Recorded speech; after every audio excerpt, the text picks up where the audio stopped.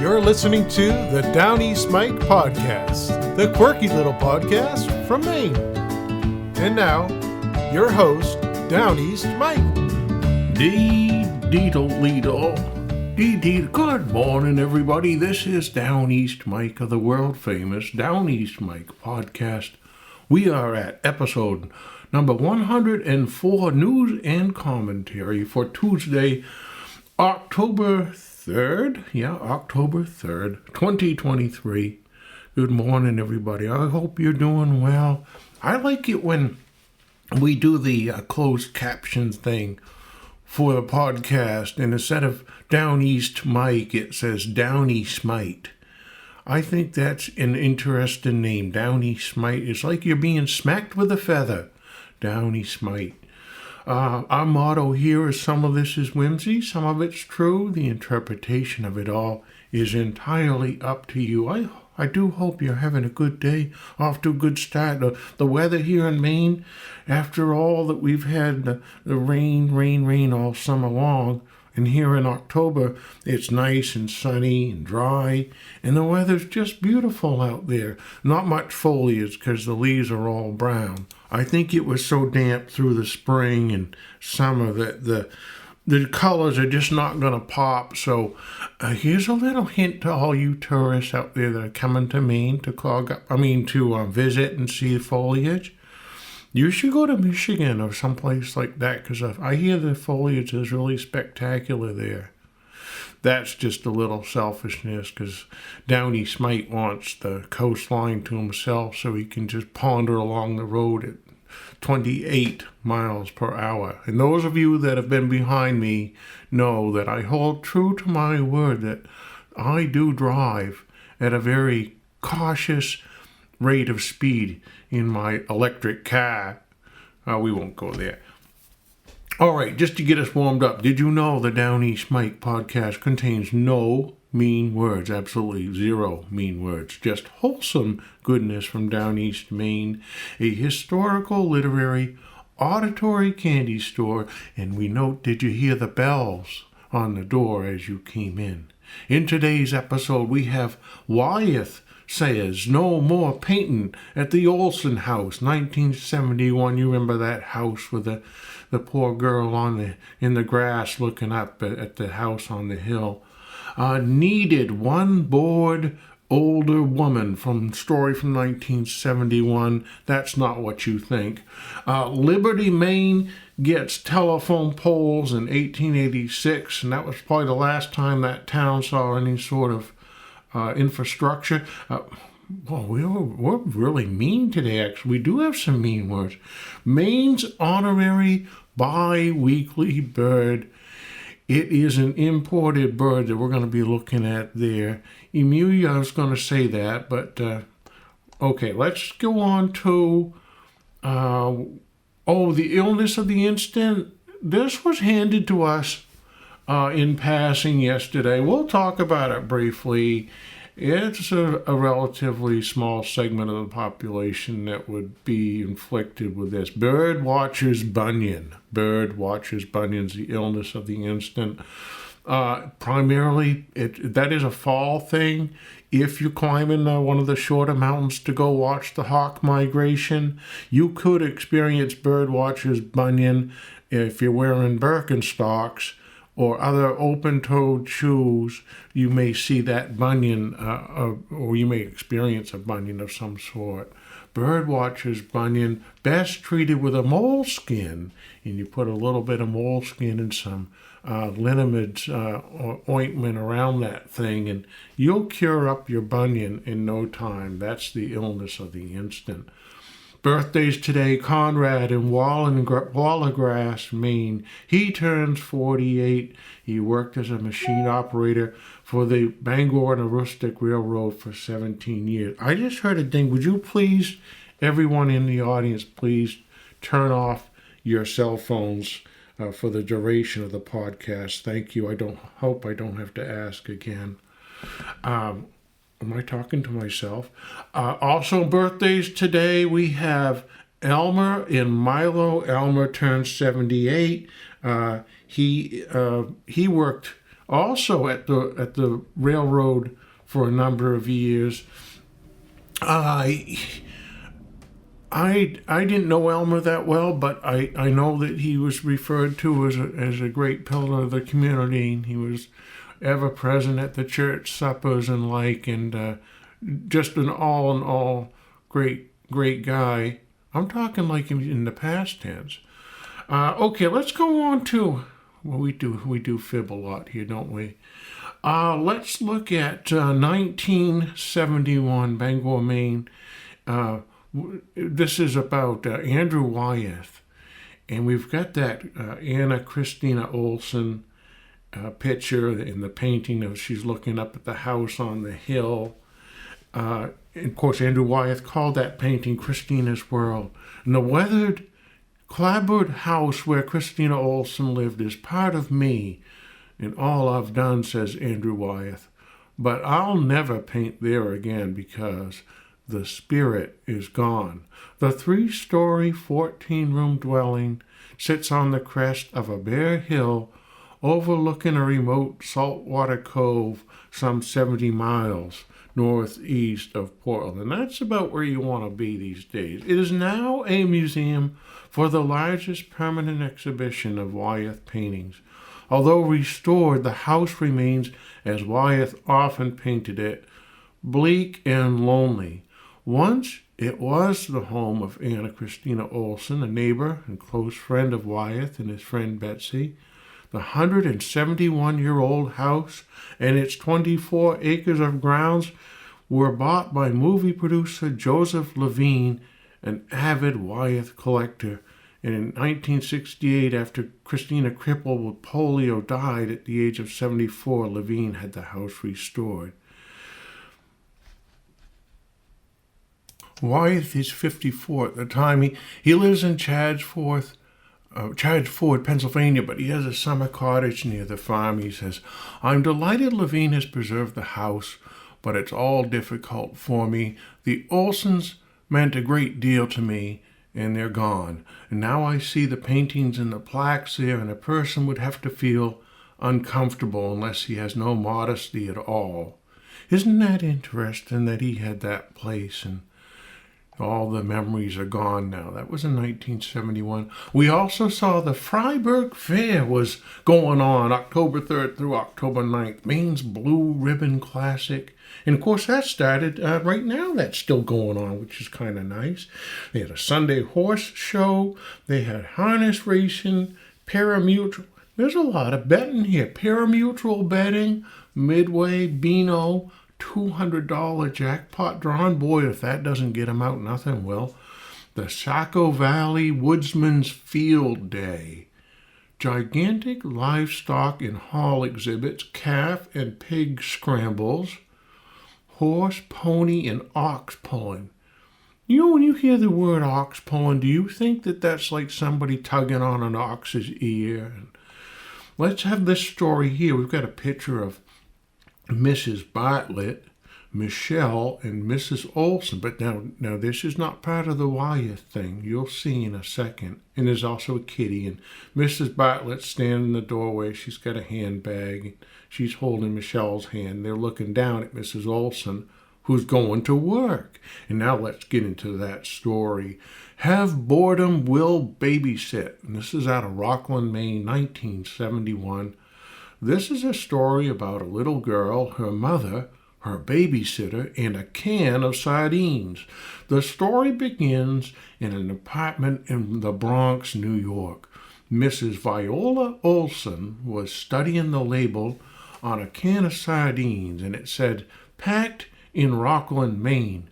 My son and I wanted to leave New York, and Rockland sounded like a pretty town, Mrs. Olson said. In 1968, she and her son Edward came to Maine. You might say we followed the sardines, she laughed. Edward found a job, and Mrs. Olson occupied her leisure hours by reading library books and exploring her new hometown. Meanwhile, Mrs. Patricia Bartlett, a young divorced lady with a beautiful 2.5-year-old daughter, was having babysitter problems. Pat works in Rockland as a bookkeeper. She had employed a high school girl to care for Michelle during the summer, but with the fall term approach, and she needed an older woman to care for the child. I placed an ad in a local paper saying, "Wanted, mature, capable person to care for one child in my home." Several girls still in school responded to the ad, and September was nearly here, so in desperation, Pat placed another ad, and this one read, "Needed one bored, older woman to care for one small, friendly child, preferably in my home." About this time, Mrs. Olson, who's 60, was getting tired of reading library books, and she called Pat, discovered she lived only a short distance from her, and applied for the babysitting job. Happy to find an older woman who'd come to her apartment to care for Michelle, Pat hired Mrs. Olson, and now Viola Olson finds her days filled with the joy a 2-year-old girl can bring. "I feel younger since I started taking care of Michelle," Mrs. Olson commented. "We take walks. I read to her. Some days we go for a ride. And Michelle likes to play with my dogs," Mrs. Olson noted, coaxing the child to tell the lady the name of my dogs. She is teaching Michelle to make some letters and numbers and spends time reading stories to her. She has even crocheted some doll clothes for Michelle. "I recommend this type of job to other older women," Mrs. Olson noted. Now, Pat believes that she's found happy solution to a babysitting problem, but wishes there was a central clearinghouse in the area where working moms could register for a babysitter and bored older women could sign up for a job which would bring them much happiness.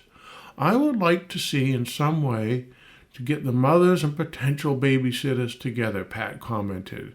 She notes that she's not aware of any public daycare center in the area. This is 1971 in Rockland.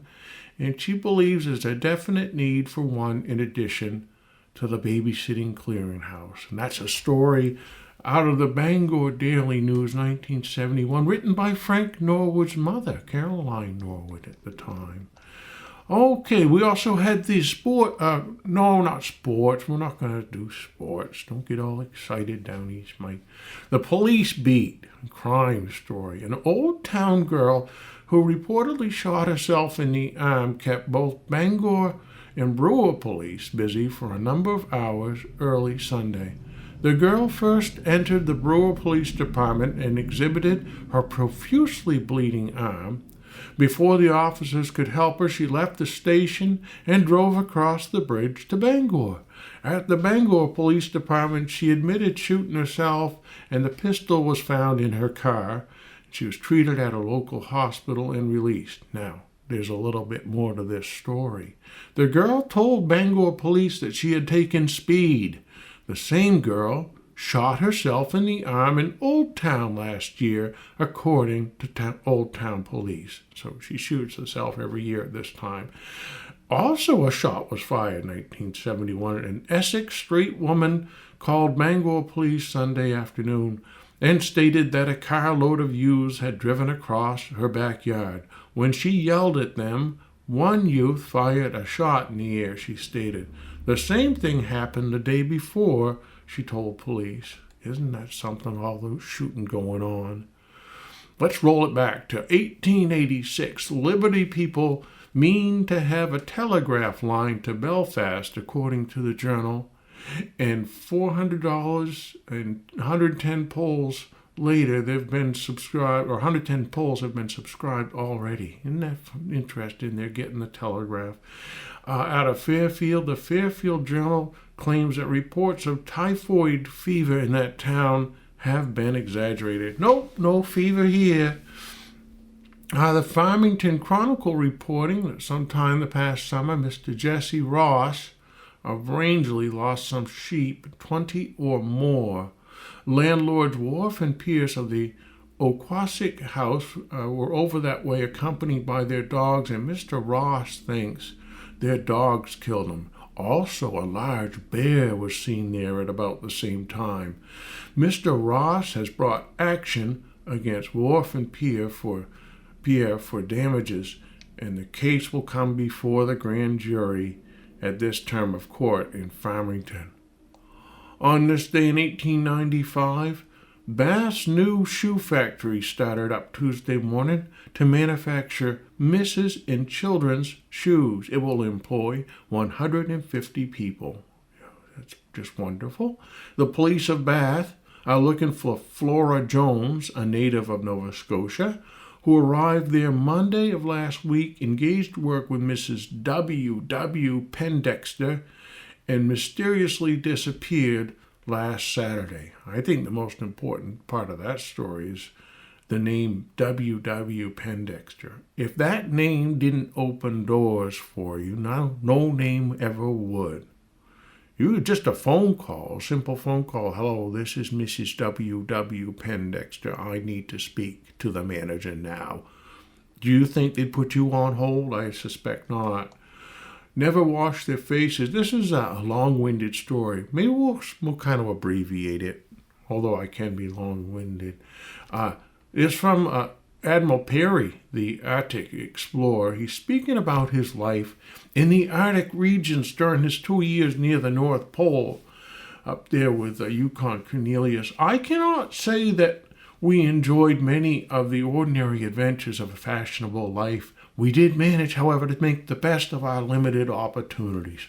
Of course, we found the sameness of the long, dark winter night rather trying at times, and experienced a spell of homesickness now and then, but we had too much to do in getting in readiness for our summer's work, the great object of our sojourn, to feel time hang heavily. We had before winter proper closed in to get our stock of reindeer and walrus ready. You always want to have your stock of reindeer and walrus ready before winter. They had their clothing made and so forth. And then we had our journals to write up and plenty of books to read. Then we would have a game of cards when we felt so inclined and so on. We had a continual source of entertainment in the visits of the natives. And here's where it gets a little bit off kilter. Studying them and their ways. A tribe of 250 Eskimo lived about 20 miles away. And the way they spelled Eskimo is really cute. It's Esquimaux. We got their help a good deal in securing meat and doing many other things too numerous to mention. We had to learn their language and managed to fashion a kind of pigeon Eskimo. We found no difficulties in making ourselves understood. They, considering the few advantages they enjoy, show a certain amount of intelligence. Let's see, what's our next little bit there? With respect to the benefits to scientific research, the good results cannot be immediately apparent, but they are undeniably great and far-reaching as respects the effects of our sojourn on the sum of human happiness. I can only say that the 250 Puskies, now Puskies must be his slang name for Eskimo. The Puskies that we came in contact with are the better for our stay among them. They have better instruments of the chase, which means to them more food, less danger of starvation, although they survived for thousands of years without you, Mr. Perry. One step higher in the stage of civilization, I almost say. When we came amongst them, they only had 2 or 3 kayaks, and now they have quite a number. Altogether, without specifying further, they have been put in a position to lead a more comfortable and happier existence. According to you, judged by our standard, the women are perhaps not handsome, but their faces, especially amongst the younger women, are generally pleasant looking. But for the dirt which begrimes them, rather prepossessing, they never wash their face. Quarreling and scolding are practically things not learned yet. As to their dress, there's no doubt that it's admirably adapted to their manner of life, and I think it looks very well on them. It consists of a sort of short jacket with trousers down to the knees, from which a pair of skin boots reach to the lower extremities. "Mother, let's get my skin boots. I'm going out in the snow." Underneath their boots, they wear stockings made of blue fox skins. When they stand erect, these garments meet one another, but when they are in motion, you may see a narrow belt of skin exposed where the boots begin and the leggings end. The thermometer sometimes registered 44 degrees below zero in the open air. I have felt more cold in Florida and in New York, however, than I did up there. Cold is a relative thing. With suitable clothes, plenty of animal food, and a cheerful spirit, man may defy the most severe cold. And that's a heartwarming story. We have another story. The stout-hatted old lady who works in one of the Bates Mills boarding houses is 82 years old. She helps wash dishes, buys the produce, and sets the tables. The other day, one of the girls at the table asked, "I say, Auntie, what makes you work so hard? Why don't you take a vacation?" "I'm going to work so that when I'm old, I shall have something to live on and not to be beholden to anybody," she replied solemnly. One more story here. Officer Sewell of Lewiston arrested a tall stranger on the street Monday for vagrancy. And if there ever was a vagrant in appearance, he was one. At first, the man tried to resist and explain, but later on, he said that he would tell the officers something when they got to the station. There, he removed a false beard and showed a face of some refinement. "I'm up here watching my wife," he said. "I'm not a vagrant, but she is, and I'm just shadowing her. If you'll let me go, I'll return to Bath today."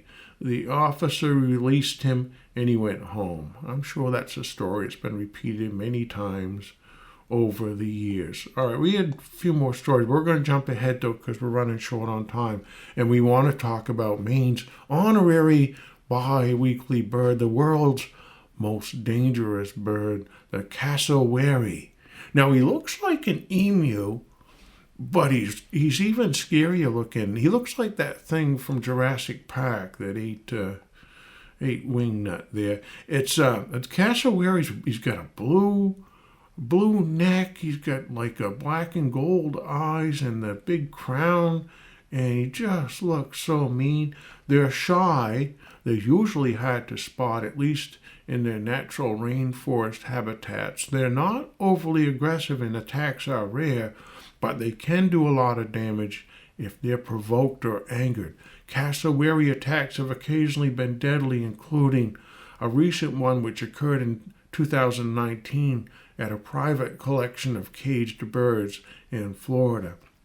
They're native to northern Australia, New Guinea, and surrounding islands, so we don't have any here in Maine. I hope we never do. They sound mean.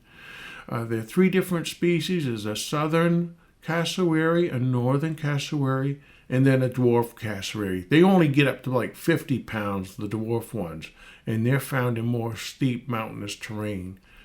I don't want to see one, really. They just look so scary. Even their feathers have like quills on the end of them. Cassowaries are descended from dinosaur ancestors. They stand as high as 6 feet tall. They weigh up to 160 pounds, but they can't fly, although they can run fast. Their extremely powerful legs propel them at great speeds. They are strong swimmers. They can move quickly on both land and water. They've been clocked running as fast as 31 miles per hour. Oh, it's just frightening. Their powerful legs help them jump high, up to 7 feet in the air. Their legs are also used for delivering strong kicks, and they can use their sharp, dagger-like claws up to 4 inches long to slice and puncture any animal that is a threat, including humans.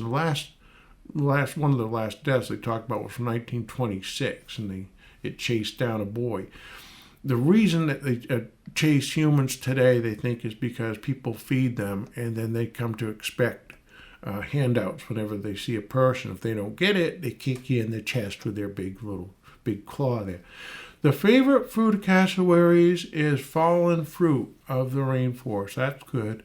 And their claws come in handy for scraping up the fruit from the forest floor. but they'll also eat other foods too, including insects, snails, and sometimes dead animals. They also catch fish by sitting in a stream and spreading their feathers to form a sort of net.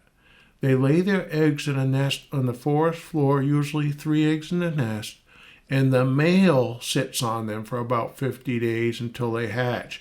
A cassowary egg can weigh about the same as 10 average chicken eggs. Imagine an omelet from cassowary egg. You want a 2-egg omelet? Oh, that'd be huge. Their egg looks like an avocado. Well, that's a picture from 1860. It's a painting, so they could have just drawn that up a little bit. Culturally important for Aboriginal groups.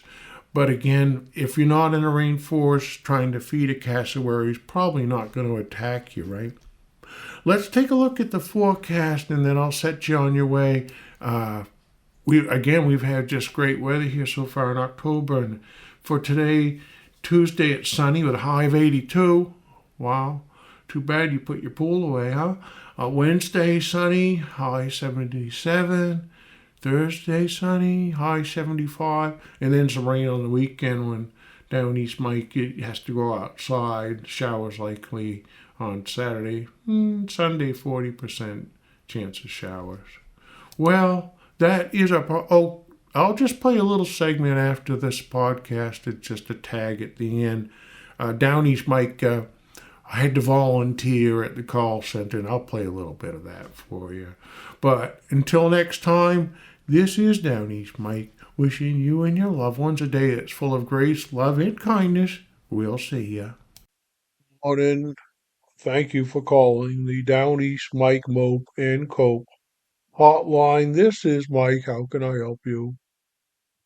Hello, Michael. Oh, I'm and just, what are you moping or coping today, dear? I'm just in an I awful, see. awful state, Mike. And how long has this been going on? Since this morning, at least since this morning. That's too bad. Yes, it is. It really Yes. is. No, I guess there's moping and there's coping, and sometimes there's just the coping, sometimes it's just the moping. I'm just having a hard Well, time. it sounds like you're well on your way to recovery, dear. No, I'm not recovering, Mike. I'm not. Well, thank you for calling.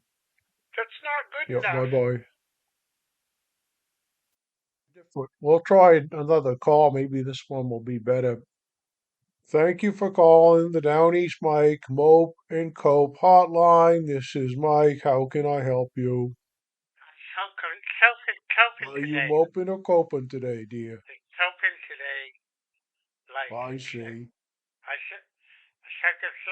just came back Well, from the here's where dentist. I just would like to let you talk a little bit and tell me all about it. And if I just came back from the dentist, and I'm just hoping, like, should I get up the root it canal? all sounds very good to me. No, it's not good. Like, I said, I had a root canal, and it's just like teeth out. Oh, that's fine. That's not fine. I told you not. That's Sure, call again sometime. Have a good day, dear.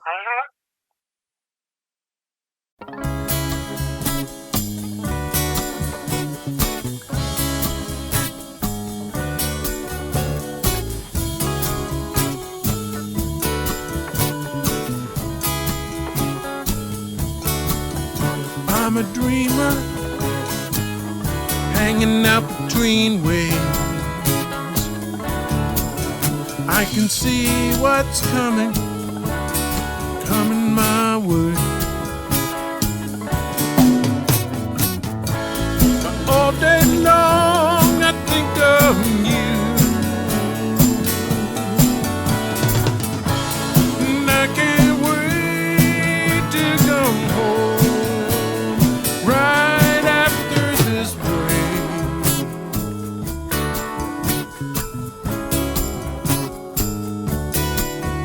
It's a puzzle to find out where I fit in. There's X and there's Y. I don't know where to begin. In between ways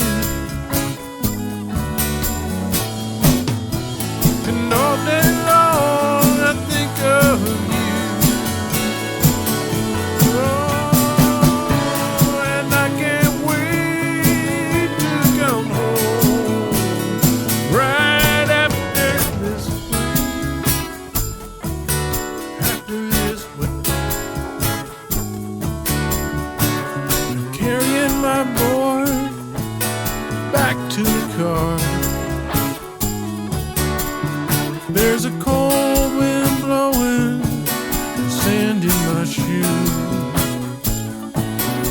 I can't wait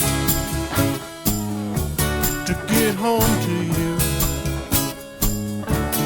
Well, all day long I think of you.